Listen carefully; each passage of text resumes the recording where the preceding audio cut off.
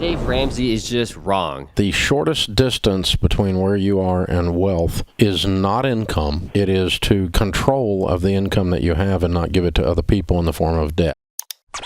The idea of paying off all your debt, consumer debt, which we should get rid of, and your good debt like your house before you start buying other houses, other assets is just ludicrous.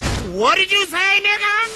This is decent advice, I guess, for the average Joe who has no idea about finances, no idea about economics, about politics. They don't understand the world and how it works. I guess for those people, they should just pay everything off and live a mediocre plumber's life.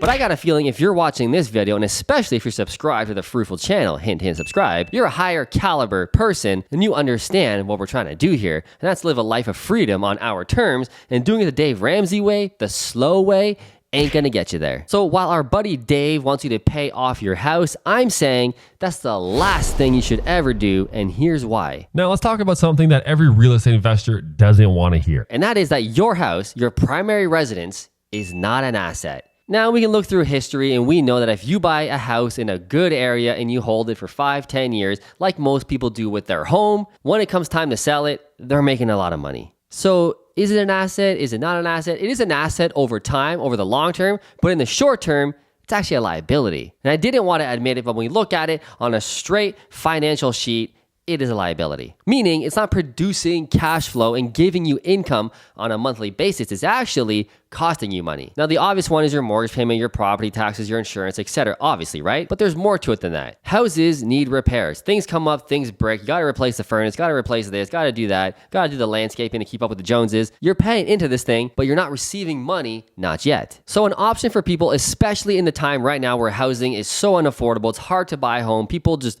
want a home, but they can't, especially millennials and Gen Zs. Maybe, just maybe, you should just give up the dream of home ownership. I know, a real estate guy telling you not to buy your home, but I'm not telling you to just sit on the couch and watch Netflix and eat Doritos. No. We're gonna invest in real estate, just maybe not for our primary house. Hear me out. Now, if you live in Canada or blue states like California and New York in the US, you know housing is crazy unaffordable. It's too expensive. It's gonna be hard for most millennials and Gen Zs to buy. But we know that owning real estate is one of the best assets you can ever own. In fact, the majority of millionaires have done so through real estate. That's because it's true. It's so easy to become a millionaire if you own multiple properties. But like I said, if you live in Toronto, if you live in Vancouver, if you live in San Jose, California, good luck. Panic boom! Panic boom! So if that's where you live and you want to live and your job is there, your family's there, I get it. You don't want to leave. I understand. So rent where you live, and maybe you buy real estate in other cheaper states as rental properties. Yeah, so forget buying your first home. Instead, buy your first rental property in Georgia, in Tennessee, in Texas, in Florida, where homes range from anywhere between $200,000, like we're buying in Texas with our partners, or up to $350,000 to $400,000 in South Florida, 15 minutes from an ocean. Now that real estate is way cheaper than Canada and way cheaper than California and New York. And those properties will cash flow and start paying you on a monthly basis, the true definition of an asset. And eventually when you do sell those properties, you're gonna make even more money. So maybe that's what you wanna do. Maybe it's time to give up on the dream of home ownership. Now I know some of you watching this are going, I just can't do it, dude. I need to buy a house. It's in my brain. My parents have told me that my entire life. I'm so hungry. I gotta buy a house, dude. I gotta own my home, dude. I ain't renting. Okay. So maybe you do this. Maybe you buy a multi-family property, like a duplex, triplex, or fourplex, and you live in one of the units, kind of scrubby. I know you don't want to live in a basement. I get it. You want to flex to your friends. I get it. Dude, the real flex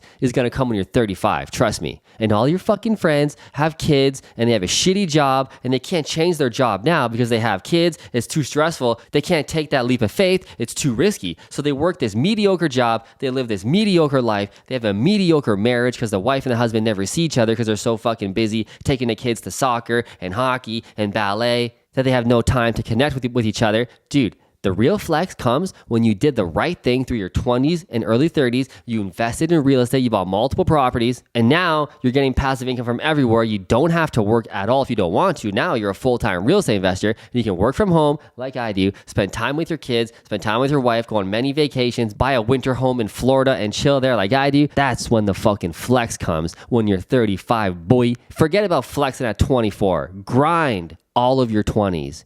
Grind. Then life becomes fucking amazing. And I just dropped some fucking bombs on you, and I hope you got it. I hope you got the message, because that's what this is about. So back to my point.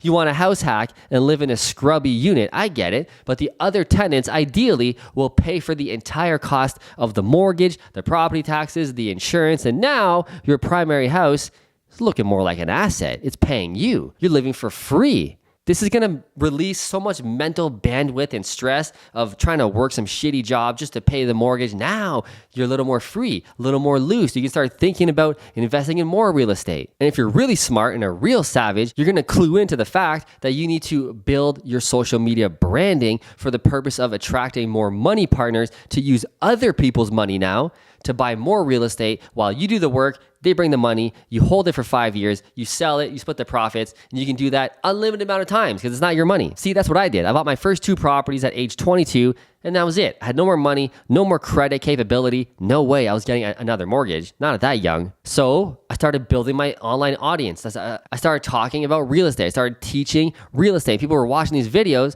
going, dude, you're talking about some good stuff. I'm too scared to invest in real estate. You got the system totally figured out. Why don't I just invest with you? I'll give you the money, you run the deal, we'll own it together, and then we'll split it. I was like, dude, amazing. I did that 2, 4, 5, 150 times I did that. I bought 150 houses with none of my own money. And I did all that in a matter of like 7 years, I think, once I really started getting rolling on getting other people's money. That's how you grow things quick. That's how you scale your business. And that's how you don't live a mediocre life with your shit wife or shit husband living a mediocre life. Kids are draining you of life and energy. Dude, we don't want to live that average boomer life. I know you've been there. You grew up in that household, maybe.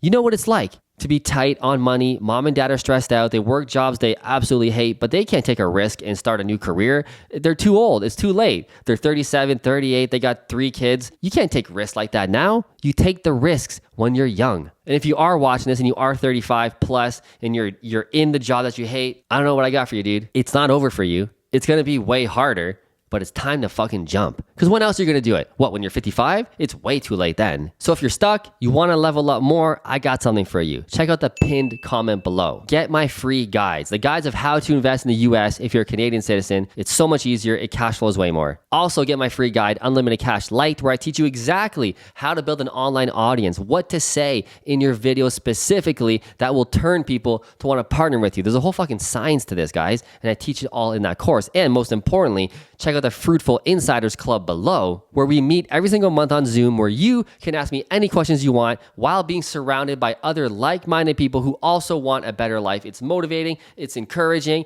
and you got to stop hanging around your fucking loser friends and get around people who are on the same page. It'll just get your mind clearer and more focused. Anyway, that's the video I got for you today. Fuck Dave Ramsey. Also, smash that like button, smash that subscribe button. I'll see you in the next video.